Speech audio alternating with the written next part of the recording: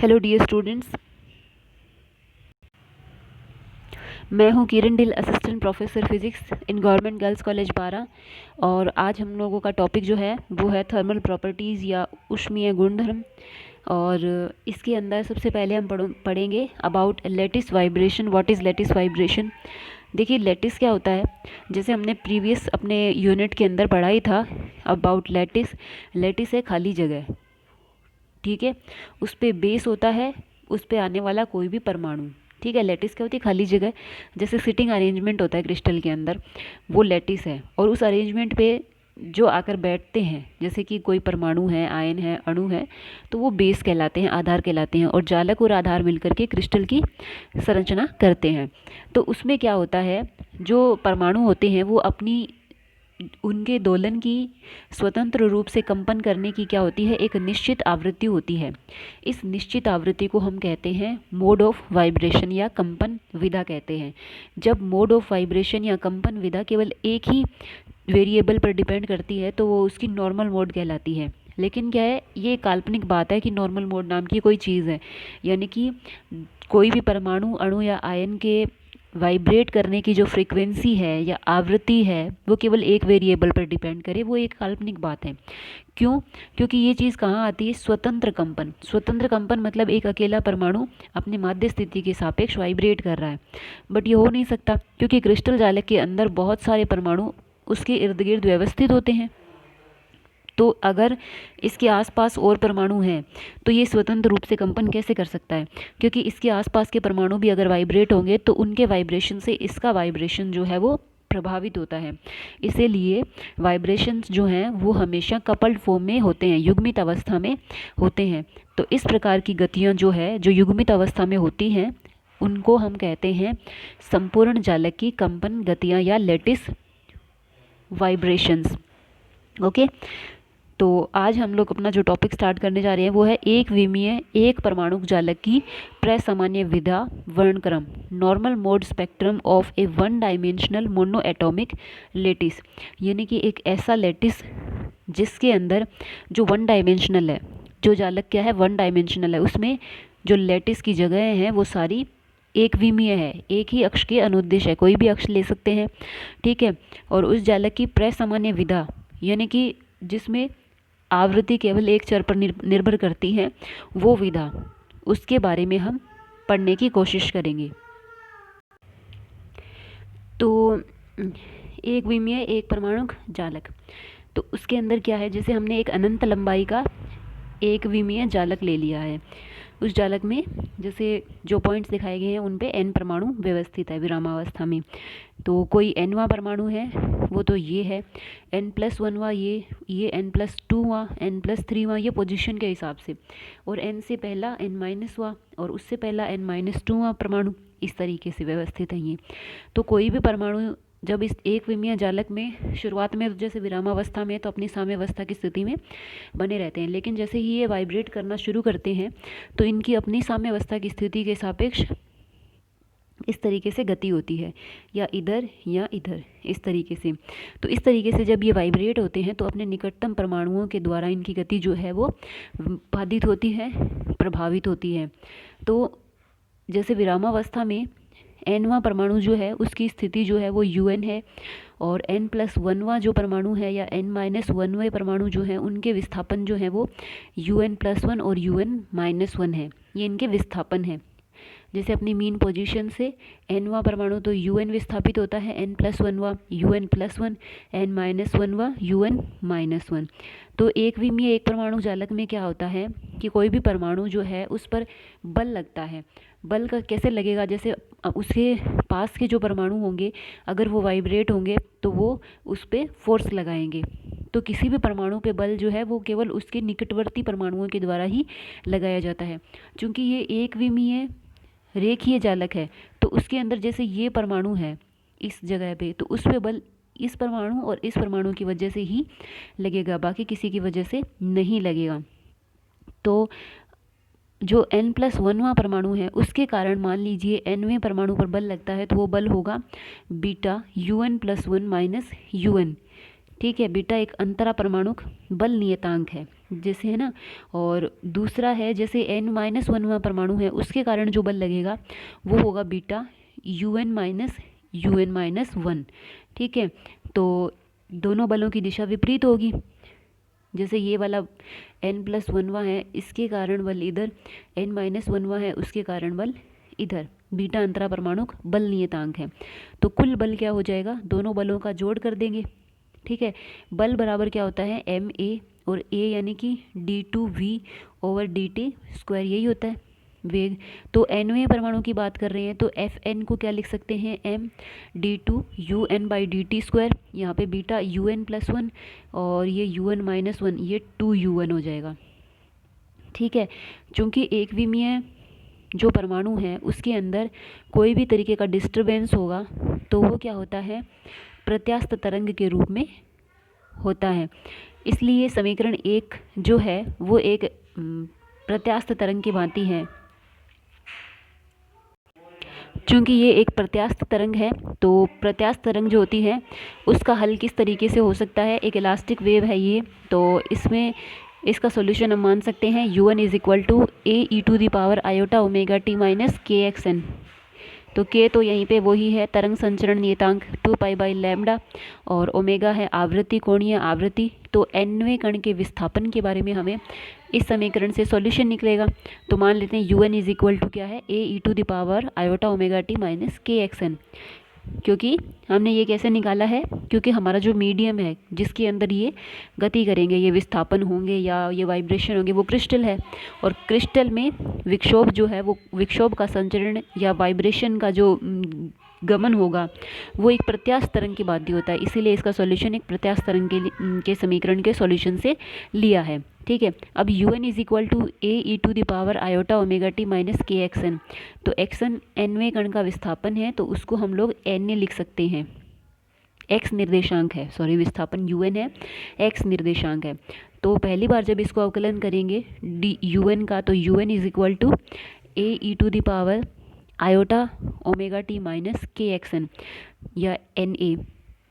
तो du1/dt बराबर हो गया, टी के रिस्पेक्ट में करेंगे तो आयोटा ओमेगा बाहर आ जाएगा, फिर दोबारा टी के रिस्पेक्ट में करेंगे तो ए आयोटा ओमेगा स्क्वायर। तो आयोटा स्क्वायर क्या होता है, -1, तो ये हो गया -a omega square e⁻ iota omega t - kNa। Okay, Na इसलिए भी लिया गया है जैसे x nवें कण का जैसे x निर्देशांक, तो nवां कण जो है दो लेटिस पॉइंट के बीच की दूरी क्या है, a है।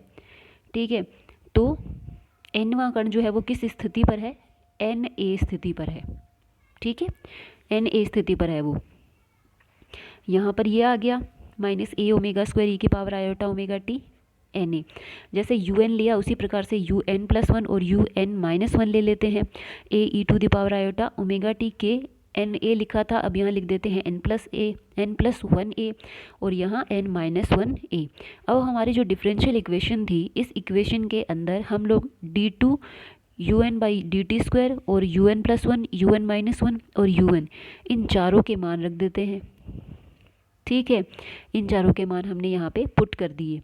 अब देखिए दोनों तरफ कि यहाँ पर ae⁻ आयोटा ओमेगा t है ना, और ये क्या है ae⁻ आयोटा ओमेगा t, ये भी क्या है ae⁻ आयोटा ओमेगा t। ये दोनों प्लस के हैं तो ये 2a हो गए, और ये माइनस का है और उसके साथ 2 भी है, तो ae⁻ iota omega t cancel हो जाएगा। उसके बाद इस तरफ क्या है, इस तरफ हमारे पास बचता है, सॉरी इस तरीके से कैंसिल नहीं करना हमें, हमारे पास इसमें ये करेंगे जैसे इसके पास है ae⁻ आयोटा ओमेगा t, क्योंकि हम इसको अलग नहीं कर सकते ना, तो डायरेक्ट कैसे काटेंगे, इसके साथ kn+1a भी है और इसके साथ kn-1a है और इसके साथ kn है, तो डायरेक्ट नहीं काट सकते। तो इसमें फर्स्ट टर्म में ae⁻ iota omega t - kna है, सेकंड में भी kna बन जाएगा और थर्ड में भी, जो थर्ड का बन रहा है ना वैसा इन दोनों में भी बन जाएगा, पर इसमें एक आएगा e⁻ - आयोटा ka और इसमें आएगा ई की पावर प्लस आयोटा के ए, ये आएगा। क्योंकि इसमें माइनस के साथ के साथ माइनस है और अंदर भी माइनस है तो ये प्लस हो जाएगा। इसमें केवल बाहर माइनस है फर्स्ट टर्म में, अंदर माइनस नहीं है तो ये माइनस का रहेगा। तो इसमें ये टर्म एक्स्ट्रा है इन दोनों में, फर्स्ट वाली टर्म में और सेकंड वाली टर्म में ये दोनों टर्म एक्स्ट्रा है, और थर्ड वाली टर्म में सिर्फ 2 है, बाकी सब सेम है। तो बाकी सब सेम है, उसको कॉमन ले लेते हैं। तो beta A E to the power iota omega T minus K N A, और अंदर ये बन गया। क्योंकि ई की पावर आयोटा के ए प्लस ई की पावर माइनस आयोटा के ए बाई 2 बराबर क्या होता है, कॉस के ए होता है। तो इसको हमने रख दिया 2 कॉस के ए, 2 कॉमन ले लिया, कॉस के ए -1, और कॉस के ए होता है 1 - 2 sign square K A by 2। तो ये रखेंगे तो 1 से 1 कैंसिल हो जाएगा और -2 sign square K A by 2 बन गया। और जो हमारा लेफ्ट हैंड साइड है उसमें लेफ्ट हैंड साइड के अंदर जो ये था ए और ई की पावर आयोटा के N omega T minus K N है, तो ये राइट हैंड साइड में हमने कॉमन लिया था। तो अब दोनों साइड से कैंसिल कर देंगे, ये पूरा ए और ये पूरा, तो इधर बच गया -m ओमेगा स्क्वायर, और राइट साइड में बच गया -4 beta sine square K A by 2। तो माइनस से माइनस हटा देते हैं तो omega square is equal to 4 beta by M sine square K A by 2 बन गया। ठीक है, तो omega is equal to √4 beta by M sine के ए बाई 2। कोणीय आवृत्ति हमेशा धनात्मक होती है, और मैक्सिमम वैल्यू अगर हम इसकी निकालेंगे तो मैक्सिमम तो इसमें वेरी करने वाला यही है, यही कम ज़्यादा हो सकता है। तो ये ज़्यादा से ज़्यादा क्या हो सकता है, 1 हो सकता है। तो इसको 1 करेंगे तो √4 बीटा बाई एम आ जाता है। तो omega is equal to omega maximum sine के ए बाई 2। तो हमारी आवृत्ति जो है वो के पर डिपेंड कर रही है। तो ओमेगा तथा के बीच में ये जो संबंध पाया जाता है इसको हम कहते हैं डिस्पर्शन रिलेशन। ओमेगा और रिलेशन बिटवीन ओमेगा एंड के इज़ कॉल्ड डिस्पर्शन रिलेशन। और अगर ओमेगा जो है के साथ रेखीय रूप से परिवर्तित हो तो उसे हम नॉन डिस्पर्सिव कहते हैं, और अगर ओमेगा जो है वो के साथ कम या ज़्यादा हो रहा है तो उसे हम डिस्पर्सिव कहते हैं। तो इसका ग्राफ जो है वो यहाँ पे शो किया गया है, ओमेगा का के साथ जो परिवर्तन हो रहा है। जैसे हमारे पास क्या है, साइन के ए बाई 2 है, तो साइन 0 तो 0, जैसे पाई बाई ए रखेंगे तो जैसे हमारे पास क्या है साइन के ए बाई 2, तो पाई बाई ए रखने से ये 1 हो जाता है, तो ये पाई बाई ए पे मैक्सिमम। इसी तरीके से 3 पाई बाई ए पर भी मैक्सिमम, बीच में जो पॉइंट्स आएंगे उन पे 0। इस तरीके से ये आवृत्ति जो है वो के साथ वेरी करती है, कम ज़्यादा होती है। रिलेशन क्या कहलाता है, डिस्पर्शन रिलेशन कहलाता है। अब हम इसको अलग अलग कंडीशंस पर स्टडी करेंगे कि के का मान कम या ज़्यादा होने पर इसकी वैल्यू किस तरीके से प्रभावित होती है। एग्ज़ाम के अंदर क्वेश्चन इस तरीके से आता है, आपसे पूछ सकते हैं कि एक विमीय रेखिक परमाणु जालक जो है मोनो एटॉमिक, एक ही प्रकार के परमाणु है उसमें, तो उसके अंदर न्यून आवृत्ति पर किस तरीके का बिहेवियर होगा। तो न्यून आवृत्ति मतलब कम आवृत्ति का, यानी कि के का मान अति अल्प लेना है। जब के अटेंड्स टू 0, तो के अटेंड्स टू 0 होने का मतलब है, तो ओमेगा का जैसे के का मान अति अल्प होने का मतलब हो गया, क्योंकि के बराबर क्या होता है 2 पाई बाई लैम्डा। के कम है इसका मतलब क्या हुआ, लैम्डा क्या है बहुत ज़्यादा है, यानी कि तरंग दैर्ध्य क्या है विशाल है, दीर्घ तरंग सीमा, इसको बोलते हैं लॉन्ग वेवलेंथ लिमिट, दीर्घ तरंग सीमा। तो के का मान कम होने का मतलब जैसे साइन थीटा है और उसमें थीटा कम है, तो थीटा कम होने का मतलब ये हो जाता है, तो theta sine theta is approximately equal to theta. ठीक है, क्योंकि थीटा कम होने पर, तो के कम है तो साइन के ए by 2 is equal to approximately equal to k A by 2। तो omega is equal to √4 beta by m k A by 2। तो ये 4 जब बाहर निकलेगा तो 2 बनेगा, ये कैंसिल हो गया, तो K A is √4 beta by M. यहाँ से हम लोग phase velocity and group velocity निकाल लेंगे। तो फेज़ वेलोसिटी यहाँ पे हो जाएगी Vp is equal to omega by K. तो यहाँ पे ये ओमेगा है, बट्टे के करेंगे तो ए रूट बीटा बाई एम। इसी तरीके से अगर डी ओमेगा बाई डी के ग्रुप वेलोसिटी निकालेंगे तो ये भी ए रूट बीटा बाई एम आएगी, दोनों बराबर हैं। तो एक विमीय एक परमाणु जालक के अंदर जब के का मान बहुत ही कम होता है, विशाल तरंग दैर्ध्य सीमा होती है, लॉन्ग वेवलेंथ लिमिट होती है, उस टाइम क्या होता है कि कला वेग तथा समूह वेग जो है वो आवृत्ति पर निर्भर नहीं करते, और इस अवस्था में माध्यम जो होता है वो नॉन डिस्पर्सिव होता है, होमोजीनियस कंटिन्यूम यानी कि समांगी सतत माध्यम की भांति कार्य करता है। ओमेगा का के साथ परिवर्तन नहीं होता है, रेखिक रूप से परिवर्तन होता है। Omega is directly proportional to K. देखो यहाँ पे ओमेगा का के साथ रेखीय परिवर्तन होता है। तो ये जो रीजन दिखाई दे रहा है जहाँ पे ओमेगा जो है वो के साथ रेखिक रूप से परिवर्तित होता है, ये वाला है नॉन डिस्पर्सिव। नॉन डिस्पर्सिव ये होता है या सतत माध्यम कहलाता है। उसके बाद अगर हम लोग उच्च आवृत्ति की बात करें, यानी कि के का मान ज़्यादा है, तब ओमेगा का के साथ परिवर्तन जो है वो रेखिक नहीं होता, क्योंकि परिक्षेपण होता है। इस अवस्था में जालक माध्यम जो है वो असतत होगा। तो उस टाइम फेज वेलोसिटी वीपी जो है वो हो गया ओमेगा बाई के। तो ओमेगा बराबर के है, ओमेगा बराबर है √4 बीटा बाई एम साइन के ए बाई 2, ये होता है। ठीक है, इससे 2 बाहर निकलेगा, इस 2 को हमने यहाँ पे कंपनसेट कर दिया है बट्टे में। ये देखो, ये 2 जो है वो इसके साथ वाला है। अब हमने ऊपर ए से गुणा किया, नीचे ए से गुणा किया, ओमेगा के बट्टे में के कर दिया, इसके बट्टे में के कर दिया, तो ऐसा फॉर्म बना दिया। तो ये हो गया phase velocity V P is equal to omega by K. इसी तरीके से हम लोग इसको तो बोल रहे हैं वी नोट। ठीक है, तो ग्रुप वेलोसिटी निकाल लेंगे। ग्रुप वेलोसिटी क्या होती है, डी ओमेगा बाई डी के। तो ए रूट बीटा बाई एम,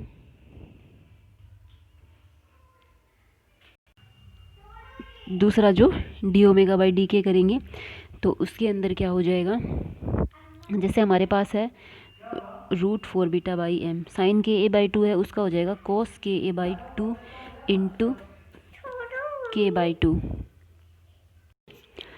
तो साइन के ए बाई 2 का क्या हो जाएगा, cos K A by 2 into के ए बाई 2। तो हमारे पास यहाँ पे है 4 बीटा बाई एम।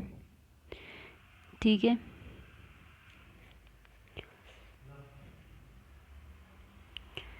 तो क्या होगा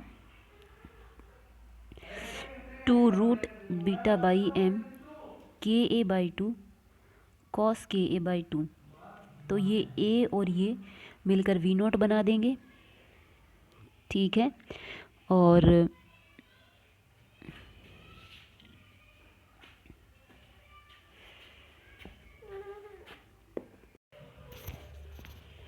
तो यहाँ पर सॉरी बच्चों, फिर से इसको थोड़ा सा कर लेते हैं। जैसे ओमेगा क्या था, √4 बीटा बाई एम, और ये था साइन के ए बाई 2। तो डी ओमेगा बाई डी के जब करेंगे तो यहाँ पे ए बाई 2 आ जाएगा।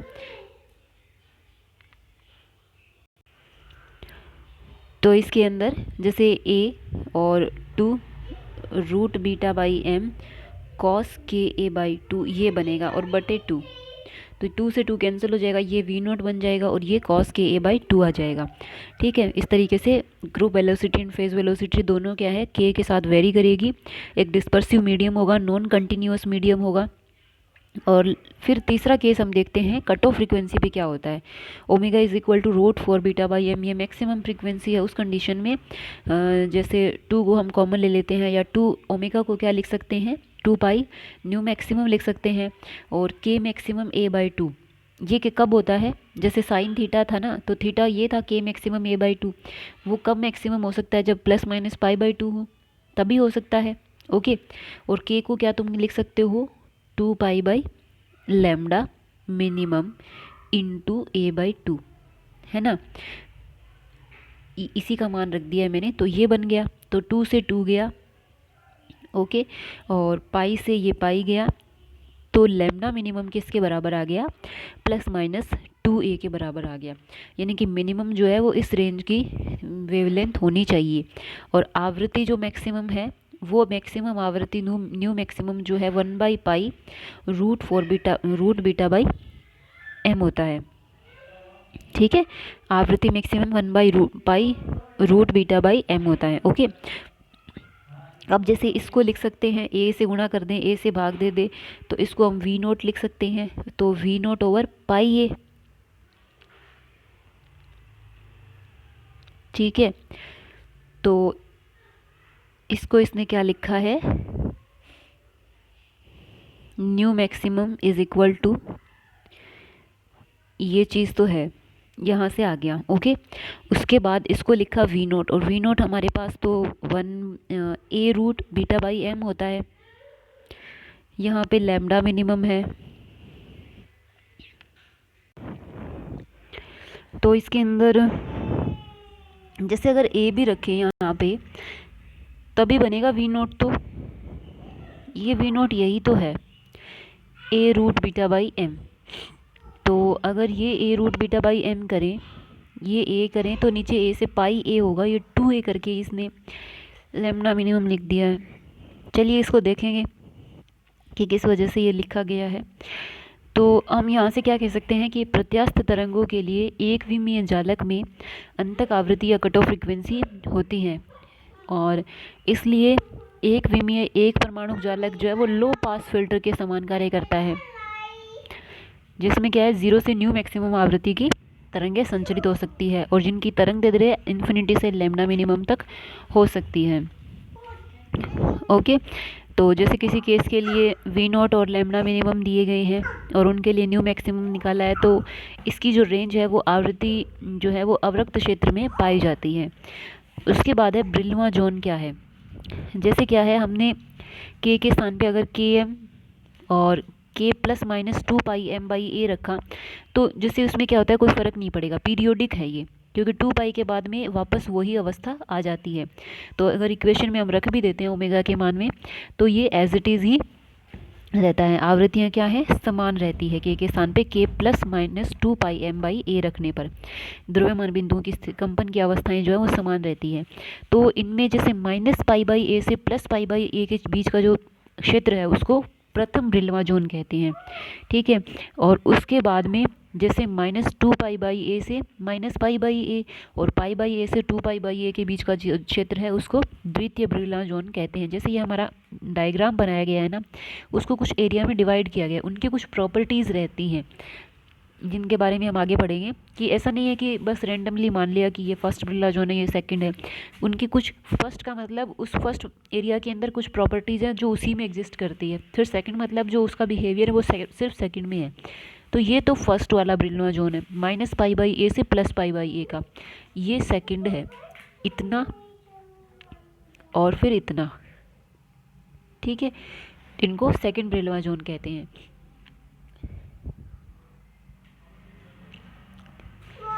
उसके बाद है, तो इसी तरीके से क्या है, जैसे हम लोग इन ब्रिल्मा जोन की परिसीमा पर या बाउंड्री पर, ये जो है वो प्रोग्रेसिव वेव नहीं है, एक स्टेशनरी वेव की जैसे व्यवहार करता है। स्टेशनरी मतलब जो बाउंड हो जाती है दो सीमाओं के मध्य, तो इसमें भी तो बिल्कुल ऐसा ही है। दो जो बाउंडेशन, जो सीमाएं दी गई है जैसे +-a है, तो उनके बीच में वेव जो है वो बाउंड हो जाती है। जैसे कि मैक्सिमम तो π/a रखेंगे इसको, तो प्लस माइनस, इसी तरीके से क्या है, ये ब्रेग जो परावर्तन है उसके भी तुल्य है। जालक में प्रगामी तरंग संचरित ना होकर के स्टेशनरी वेव होती है। बच्चों इसको देख लेना, अब lambda is equal to 2a आ जाएगा, और इसको अच्छे से स्टडी कर लेना, और खुश रहो, स्वस्थ रहो, अपना ख्याल रखो। चलो बच्चों को बाय बोल दो। बाय बच्चों।